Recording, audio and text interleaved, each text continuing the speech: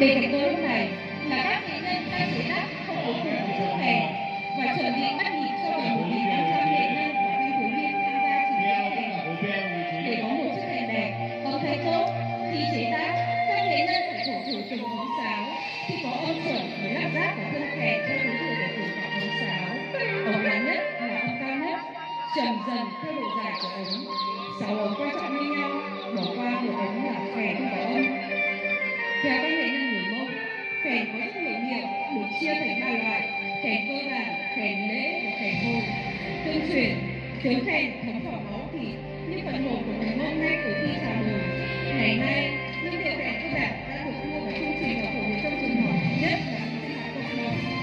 Khởi nguồn từ cuộc sống từ phong tục tập quán là kèn Mông được sử dụng phái. Với tiếng kèn, người Mông là bạn đi chơi xuân, xuống chợ, chúc nhau những điều may mắn. Bạn này mà vẫn ngồi thừa thì em hát luôn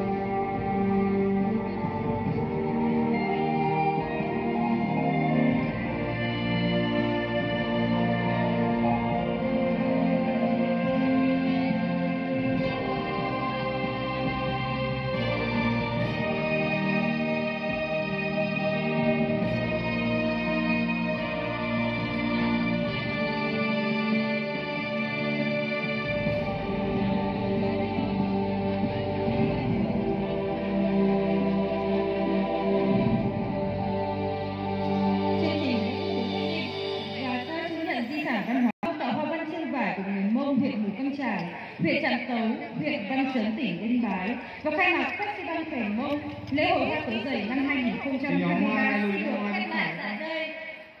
Xin trân trọng cảm ơn các đồng chí lãnh đạo, các quý vị đại